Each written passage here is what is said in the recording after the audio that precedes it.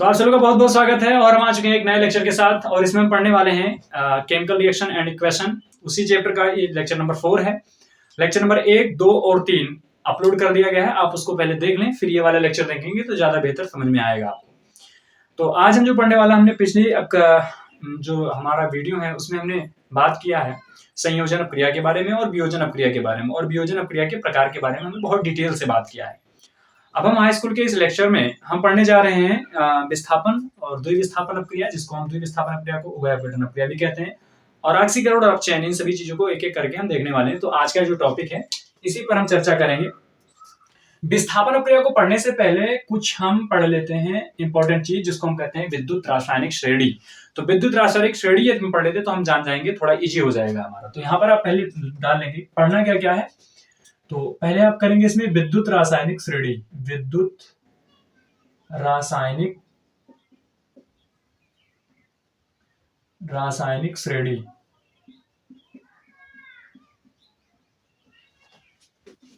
विद्युत रासायनिक श्रेणी में इलेक्ट्रोकेमिकल सीरीज, इलेक्ट्रोकेमिकल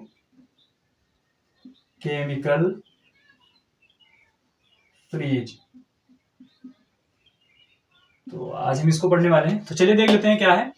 हाँ, एनसीईआरटी में जो दिया हुआ है छोटी है थोड़ी, हम आपको क्या करते हैं थोड़ा बड़ा वाला देते हैं, ताकि इससे आपके हर एक रिएक्शंस आपको बहुत इजीली तरीके से आप फाइंड आउट कर पाएंगे। तो हम थोड़ा बड़ा कर लेते हैं, आपको ट्रिक भी बताएंगे कि विद्युत रासायनिक श्रेणी कैसे याद किया जाता है। तो बहुत ही आसान ट्रिक होगा, आप 4 बार लिखिएगा, 2 बार आप रटिएगा, सारा चीज क्लियर हो जाएगा आपका। तो कुछ चीजें तो आपको कहना पड़ेगा, कुछ चीजें आपको रटना पड़ेगा, क्योंकि ऐसा नहीं है कि सारी चीजें आपको कॉन्सेप्ट पे ही बताया जाए। कुछ चीजें आपको याद करना, भाई फार्मूला तो याद ही करना पड़ेगा ना, तो वही से सारी चीजें। तो आपको विद्युत रासायनिक श्रेणी में हम शुरू करते हैं। इसमें आपका है lithium, potassium, Ca, magnesium, aluminium,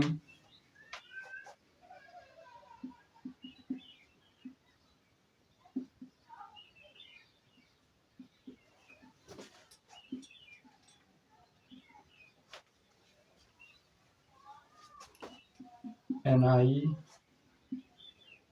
फिर Na के बाद आपका आएगा PbH। हम थोड़ा एक चीज करते हैं इसमें, H, ठीक है। फिर आपका आएगा Hg, लिख दे सरकार नाम, Cu, Ag, Pt और Au, ठीक है। इतना हम करके लिख दिए। तो हमारे ये धातुओं की विद्युत रासायनिक श्रेणी हमने लिख दिया। इसमें lithium, potassium, barium, strontium, calcium, sodium, magnesium, aluminium, manganese, zinc, chromium और आयरन, Fe, कोबाल्ट, कैडमियम, निसन, nickel, Sn, stannous, Pb, hydrogen, copper, Hg, Ag, Pt, Au। अब इसमें हमने लिख दिया। अब इसको हम लिखने का पहले तरीका देखेंगे। अच्छा, ऊपर से नीचे हम इस साइड में जो जा रहे हैं, इधर की ओर क्या होगा, ये विद्युत रासायनिक श्रेणी के घटने का क्रम है, यानी जो ज्यादा ताकतवर है, ऐसे आप इसको लिख सकते हैं। ये कर देते हैं, थोड़ा सजा देते हैं।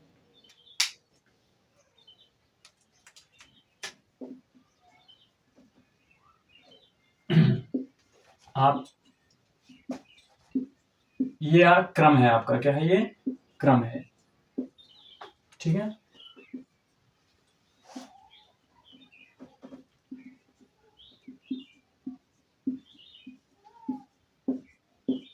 अब आपने यहां पर देखा होगा कि मैंने यहां पर क्या किया, हाइड्रोजन को घेर दिया है। क्या किया है, हाइड्रोजन को हमने क्या किया है, घेर दिया है। तो हाइड्रोजन को हमने स्टैंडर्ड माना है। क्या माना है, हाइड्रोजन को स्टैंडर्ड माना है। जो हाइड्रोजन से ऊपर है वो ज्यादा क्रियाशील है, जो हाइड्रोजन से नीचे हैं वो क्या है, कम क्रियाशील है। जैसे हमारा इसका नाम है विद्युत रासायनिक श्रेणी। तो जो भी हाइड्रोजन से ऊपर स्थित है, यानी हाइड्रोजन से ज्यादा ताकतवर पीबी होगा, इससे ज्यादा ताकतवर डीएसएन होगा, निकल होगा, सीडी होगा, सीओ होगा, Fe, Cr, Zn, Fn, ये सारी चीज क्या होंगे, ऊपर वाले जो होंगे ये ज्यादा ताकतवर होंगे। इसको हम याद करने का तरीका क्या है, तो आप इसको याद करने के तरीके में कुछ ऐसे आप इसको लिख सकते हैं। हम इसको Li को हम कह सकते हैं लिख, क्या कह सकते हैं इसको, लिख। इसको हम कह सकते हैं बेसर, लिख बेशर। सीओ को लिख सकते हैं लिख बेशर काना। मग अल फिर इसको हम लिख सकते हैं मंजन, मंजन। कर्फी, इसको क्या लिख सकते हैं हम, कर्फी। इसको हम लिख सकते हैं कड़को, कड़को। फिर इसको हम लिख सकते हैं निशन, क्या लिख सकते हैं, निशन। ये आपको थोड़ा डिफिकल्ट लग रहा होगा, लेकिन जैसे आप 2 बार याद करेंगे ना आपको याद हो जाएगा। पबहू, पबहू। फिर कुहग, इसको क्या कहेंगे, कुहग। आज पटऊ, AGPTAU, आज पटऊ। तो इस स्टेप में आप इसको करके याद कर सकते हैं, लिक बेशर काना मगल मनजन करफी कड़को निशन पवहू कुहग आज पटऊ। ये आपने विद्युत रासायनिक श्रेणी बहुत ही इजी वे में आपने इसको क्या किया है, लर्न कर सकते हैं। इसको आप 2 बार आपको लिखना है और 2 से 3 बार आप इसको लिखेंगे, फिर इसको लर्न करेंगे, आसानी से याद हो जाएगा। अब इसमें समझना क्या है, विद्युत रासायनिक श्रेणी की प्रॉपर्टीज क्या है। तो पहली ये होता है कि जो आपका सबसे ऊपर स्थित है, यानी लिथियम जो है, लिथियम से लेकर जैसे जैसे आप नीचे जाएंगे, नीचे जैसे जैसे जाएंगे उसकी जो सक्रियता श्रेणी होती है वो क्या हो जाती है, घटती जाती है। तो हाइड्रोजन से जो जितने भी ऊपर स्थित हैं इसको हम कहते हैं विद्युत रासायनिक श्रेणी से। हम इसके क्या क्या विशेषताएं हैं, तो हम ये लिख सकते हैं कि विद्युत रासायनिक श्रेणी से, विद्युत रासायनिक, विद्युत रासायनिक श्रेणी से तत्वों की क्रियाशीलता का पता चलता है, तत्वों की क्रियाशीलता पता चलता है, क्रियाशीलता पता चलता है, क्रियाशीलता का पता चलता है। ये पहला बात हो गया, ठीक है। अगला बात ये हो गया कि हमने इसको जो बनाया है किसके सापेक्ष, किसको मानकर बनाया है, तो हमने हाइड्रोजन को इसमें स्टैंडर्ड बनाया है। तो हमने विद्युत रासायनिक श्रेणी में बनाने के लिए हाइड्रोजन को मानक माना गया है। किसको, हाइड्रोजन को मानक माना गया है। किसको, हाइड्रोजन को मानक माना गया है। यानी जो हाइड्रोजन से ऊपर स्थित हैं वह ज्यादा ताकतवर हैं, उनकी सक्रिय क्रियाशीलता ज्यादा है। जो हाइड्रोजन से नीचे स्थित है उनकी क्रियाशीलता कम है। हम इसमें कह सकते हैं, इसमें और क्या प्रॉपर्टीज हैं, जो हाइड्रोजन से ऊपर स्थित हैं, यानी हाइड्रोजन के ऊपर वाले तत्व, हाइड्रोजन के ऊपर वाले तत्व, हाइड्रोजन के ऊपर स्थित तत्व, स्थित तत्व अम्ल में, अम्ल से क्रिया करने पर, अम्ल से क्रिया करने पर H+ आयन देते हैं। जो भी आपके हाइड्रोजन से ऊपर स्थित है ना, यदि इनकी आप रिएक्शन यदि किसी अम्ल से कराते हैं तो क्या होगा कि आपको वो H+ आयन देंगे। कौन सा आयन देंगे, H+ आयन देंगे। जबकि हाइड्रोजन से नीचे जो भी स्थित है वो किसी भी हाइड्रोजन अम्ल से अक्रिया करेंगे ही नहीं, अर्थात उससे H+ आयन दे ही देते हैं। तो हाइड्रोजन से नीचे स्थित धातु, हाइड्रोजन से नीचे स्थित धातु, दिख रहा होगा शायद आपको, स्थित धातु अम्ल में H+ आयन नहीं देते हैं, आयन नहीं देते हैं।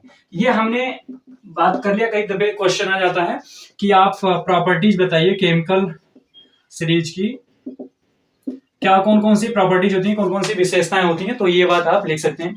तो इसमें क्या होता है, किसी भी परमाणु में जो आपका लिथियम होगा वो पोटेशियम को ट्रांसफर कर सकता है, पोटेशियम बेरियम को कर सकता है, बेरियम स्ट्रांसियम को कर सकता है। इस प्रकार से सक्रियता श्रेणी है। तो चलिए इसको आप पहले लिख लीजिए, लिखने के बाद हम क्या करते हैं, अपना अगला रिएक्शन पढ़ते हैं, विस्थापन प्रक्रिया। चलिए, तो हमने क्या किया, इसको ये भी डालना है। फिर इसके बाद क्या करेंगे, NCERT के जो दिया हुआ है किताब में ये इतने क्वेश्चंस दिए हुए, इसको जो ये वाला क्रम दिया हुआ है इस क्रम को अभी आप याद कर सकते हैं। छोटा क्रम है तो इसको भी आप याद कर सकते हैं, नहीं तो आप उसको प्रयास करेंगे तो याद हो जाएगा, उसमें कोई दिक्कत आपको है नहीं। तो चलिए अब हम शुरू करते हैं। इसमें हमें पढ़ना है, इसको मैंने बगल में इसलिए लिख लिया ताकि क्योंकि इसको हमें विस्थापन प्रक्रिया में यूज करना है। तो यहाँ पर आप डालेंगे डिस्प्लेसमेंट रिएक्शन। जो अगला रिएक्शन है, तीसरा नंबर रिएक्शन है, हम इसमें पढ़ रहे हैं डिस्प्लेसमेंट रिएक्शन, विस्थापन अपक्रिया। कौन सी अपक्रिया, विस्थापन अभिक्रिया। अब विस्थापन अपक्रिया किसे कहते हैं, विस्थापन अपक्रिया इंग्लिश में इसको कहते हैं प्लेसमेंट रिएक्शन। तो विस्थापन अपक्रिया कहते हैं किसे, सिंपल तरीके से समझेंगे। विस्थापन इसमें अपक्रिया कहते हैं वह अपक्रिया जिसमें कोई कम क्रियाशील अधिक क्रियाशील परमाणु किसी कम क्रियाशील परमाणु आयन को हटाकर और उसकी जगह पर स्वयं जुड़ जाता है, उसे क्या कहते हैं, विस्थापन अपक्रिया कहते हैं। ठीक है, तो पहले इसमें परिभाषा लिखते हैं कि लिखेंगे इस अपक्रिया में वह अपक्रिया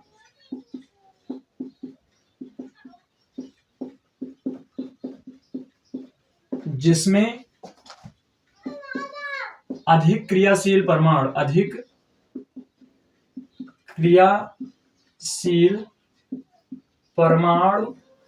अणु आयन, ठीक है, अधिक क्रियाशील परमाणु कम क्रियाशील परमाणु को विस्थापित कर स्वयं जुड़ जाता है, विस्थापित कर स्वयं जुड़ जाता है। अब कौन विस्थापित करेगा, विस्थापित तो वही करेगा ना जो ज्यादा ताकतवर होगा। तो उसके लिए हम क्या करेंगे, ये वाली विद्युत रासायनिक श्रेणी देखेंगे। हमने लॉन्ग वाली भी लिखा दी है, शॉर्ट वाली भी है, एनसीईआरटी में ये दी हुई है। तो बस इसको क्या करेंगे, जैसे मान लेते हैं, अब यहाँ पर हम लेते हैं एक आपका एग्जाम्पल है, लिखा हुआ है Zn plus H2SO4 keeps out. अब ये आपका लिखा हुआ है Zn प्लस H2SO4, ये मान लेते हैं कोई एग्जाम्पल है, इसमें एग्जाम्पल में देखते हैं। तो हम जानते हैं कि आयन तो हमने याद कर रखे हैं, नहीं क्या है तो आप बेसिक लिस्ट में जाकर, बेसिक प्ले लिस्ट में जाकर इसको आप देख सकते हैं केमिस्ट्री में। तो ये बनेगा क्या, ये बनेगा ZnSO4 प्लस H2। ऐसा क्यों हुआ, क्योंकि जो Zn है ना ये ज्यादा ताकतवर है किसके अपेक्षा, H2 के अपेक्षा। तो ये Zn जाता है H2 को हटाकर और स्वयं SO4 से जुड़ जाता है। जैसे आप देख सकते हो हाइड्रोजन यहाँ पर है, हाइड्रोजन कहां पर है, ये वाला हाइड्रोजन है, और इसमें Zn कहां पर है, यहाँ पर है। तो Zn जो है ऊपर स्थित है, तो हाइड्रोजन से जो ऊपर स्थित है वो ज्यादा क्रियाशील है, ज्यादा ताकतवर है। तो जो ज्यादा ताकतवर होगा क्या होगा, कम ताकतवर को हटाकर स्वयं जुड़ जाएगा। एक एग्जाम्पल और देख लेते हैं, जैसे आप इसमें लिख लीजिए Zn प्लस FeCO3 का होल थ्राइस क्या हो जाएगा। तो अब ये क्या बन जाएगा, अब ये क्या हो रहा है कि इसमें ये बनाएगा आपका Zn। अब कैसे बनता है आप देखेंगे थोड़ा, ये किसमें टूटेगा, ये टूटेगा आपका Fe2CO3 का होल थ्राइस होगा। Fe के ऊपर जो आपका चार्ज आएगा वो आएगा +3, और CO3 माइनस के ऊपर जो चार्ज आता है वो आता है कितना, CO3-2 आता है। ठीक है, तो इस पे आपका +3 चार्ज है, इस पे 2 चार्ज है। ये आपके होता है Zn के ऊपर हम जानते हैं +2 चार्ज होता है, कितना चार्ज होता है, +2 चार्ज होता है। तो ये ZnCO3 ये ऐसे मिलेगा, Zn के ऊपर +2 चार्ज और CO3 के ऊपर -2 चार्ज, ये 2 से कैंसिल हो जाएगा और क्या लिख जाएगा यहाँ पर ZnCO3, और प्लस ये जो आपका Fe है वो Fe के फॉर्म में यहाँ पर हो जाएगा, ये सॉलिड होता है। ठीक है, अब ये इस प्रकार से आपने देखा। अगला रिएक्शन इसमें हम देख लेते हैं, बताइए ये वाला आप एग्जाम्पल करके देखेंगे। मान लेते हैं इसमें कोई ले रहे हैं Mg प्लस Al2SO4 का होल थ्राइस। चलिए इसको आप करेंगे, तो इसको हम करेंगे क्या होगा, हम जानते हैं कि Mg के ऊपर +2 चार्ज होता है।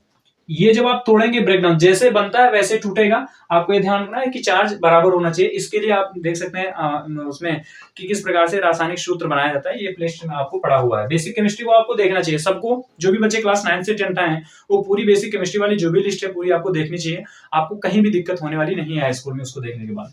तो आप यहाँ पर क्या करेंगे, टूटेगा Al+3 और ये टूटेगा SO4 के ऊपर -2 चार्ज आएगा। ठीक है, अब इसमें देखिए ये एल्यूमिनियम जो होगा, ये मैग्नीशियम, यहां पर देखेंगे मैग्नीशियम जो है ऊपर स्थित है किसकी अपेक्षा, एल्यूमिनियम से।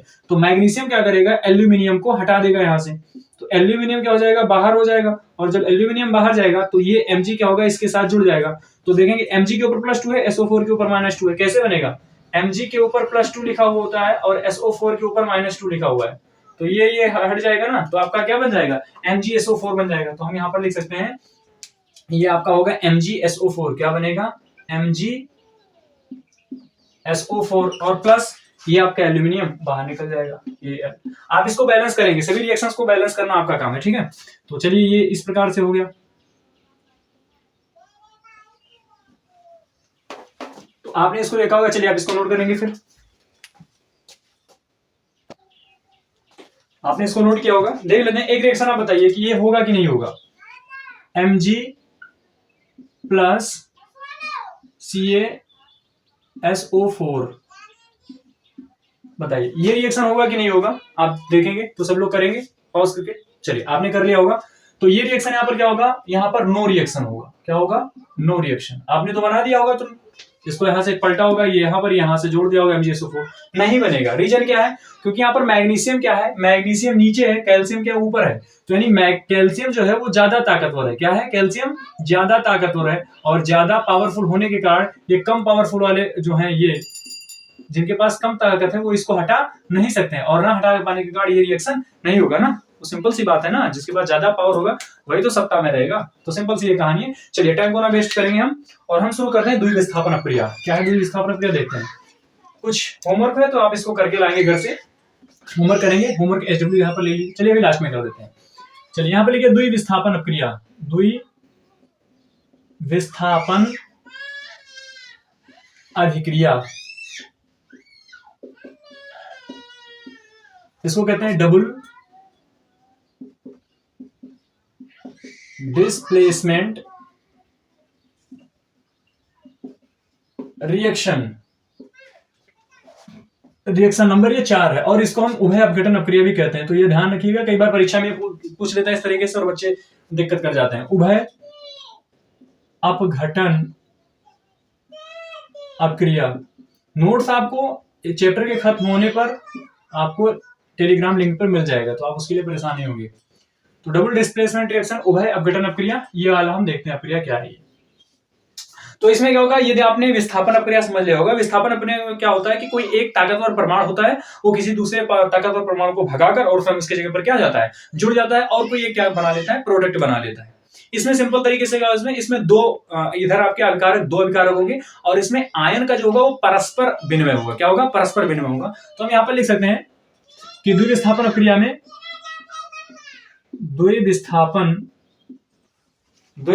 अक्रिया, चलिए द्वितीय विस्थापन अक्रिया, द्वितीय विस्थापन अभिक्रिया में आयनों का परस्पर विनिमय होता है। क्या होता है, परस्पर विनिमय होता है, नहीं लेन देन होता है, परस्पर विनिमय होता है। चलिए पूरी रिएक्शन आपको, पूरी अक्रिया आपको लिखा दिया जाएगा, आपको नोट्स में मिल जाएंगे। चलिए इसमें ले लेते हैं। इसमें क्या होगा, इसमें कोई हम इलेक्ट्रो सीरीज को नहीं देखने वाले हैं, इसमें सिंपल तरीके से होगा। मान लेते हैं आपने लिया हुआ है AgNO3 प्लस NaCl। अब ये अक्रिया आप करा ही तब पाएंगे जब आपको क्या होगा, जब आपको पता होगा कि किस प्रकार से इसमें हम आयनों को तोड़ते हैं। तो ये क्या बनेगा, इसमें देख लीजिए, पहले हम बना दे रहे हैं AgNO3, और AgNO3 का होगा होल्ड ट्वाइस,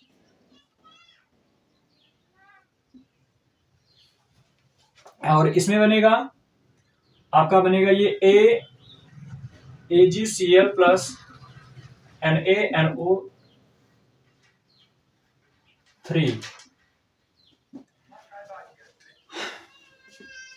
तो ये आपका क्या बना, AgCl और Ag के ऊपर AgCl2। तो आपका इसमें क्या होगा कि ये किस प्रकार से टूटेगा, ये टूटेगा Ag+2 में, और NO3 किस में टूटेगा, -1 में, और ये किस में टूटेगा, Na+1 में और Cl-1 में। ये इसका धनायन इसके ऋणायन से और इसका धनायन इसके ऋणायन से मिलकर ये प्रोडक्ट आपका बन जाता है। यहाँ पर आप प्लस लगा दें। चलिए तो ये आपने अक्रिया किया होगा, हम दूसरी अक्रिया ले लेते हैं। इसमें परस्पर स्थानांतरण होगा। अगला ले लेते हैं हम इसमें K2SO4 प्लस Al2CO3 का होल थ्राइस। ये क्या लिखा हुआ है, पोटेशियम सल्फेट और प्लस एल्यूमिनियम कार्बोनेट। ये हमने दो लिया है। हम जानते हैं पोटेशियम किसमें टूटेगा, ये टूटेगा K+ में, और ये टूटेगा SO4-2 में आयन टूटेगा। ये किसमें टूटेगा, ये आपका टूटेगा Al के ऊपर, हम जानते हैं +3 चार्ज होता है, चार्ज आप याद कर लेंगे, और CO3 के ऊपर -2 चार्ज होता है।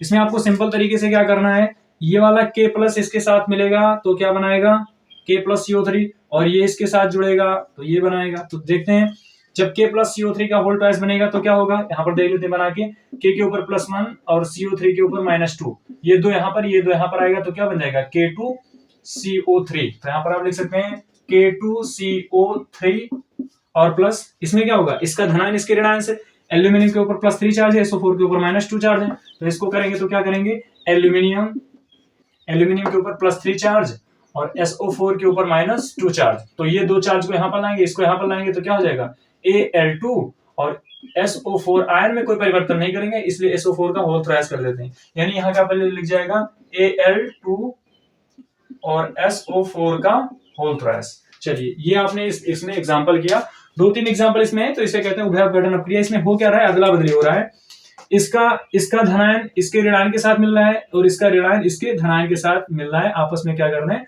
अदला बदली करके और नए कंपाउंड का निर्माण कर रहे हैं। इसको कहते हैं पोटेशियम कार्बोनेट। क्या कहते हैं, potassium carbonate, potassium carbonate, aluminium sulphate, aluminium sulphate, ऐसे आप इस तरह करके सब लिख सकते हैं। चलिए इसको कर लिया, फिर होमवर्क दे देते हैं, आप इसको नोट करेंगे फिर होमवर्क देते हैं। चलिए तो इसको आपने देखा होगा, ये आपका होमवर्क दिया हुआ है, इस होमवर्क को आप करेंगे। हमने इसमें 3 विस्थापन का दे दिया है और 2 इसमें हमने क्या कर दिया, 2 विस्थापन कर दिया, इसको आप करेंगे और नेक्स्ट वीडियो में आपको इस SW को कराएंगे, लेकिन हम समझते हैं कि आप इसको करके लाएंगे, इसको जरूर से आप इसको कमेंट में जितना पिन कर पाइएगा लिख के करिएगा कि इस तरह प्रोडक्ट आपका क्या बनेगा। और ध्यान है आपको, ये अब तक का हमारा ये लेक्चर नंबर 4 है, इसमें हम 4 लेक्चर पढ़ चुके हैं और ऐसे से करके हम 2-2, 3-3 रिएक्शन करके छोटे छोटे वीडियो के फॉर्म में हम आपको पूरा क्या कराएंगे, आप क्या करा देंगे। थोड़ा समय लग जाता है क्योंकि बेहतर तरीके से समझने के लिए समय थोड़ा लग सकता है आपका, तो इस पे आप एक एक करेंगे और बेसिक केमिस्ट्री को आप एक बार जरूर देखें उस प्लेलिस्ट को, जिससे आपको क्या होगा, बेसिक जानकारी बढ़ेगी, तो आप इसको करने में आपको आनंद आएगा, मजा आएगा। तो चलिए बहुत बहुत धन्यवाद और फिर मिलते हैं नेक्स्ट वीडियो में। Thank you.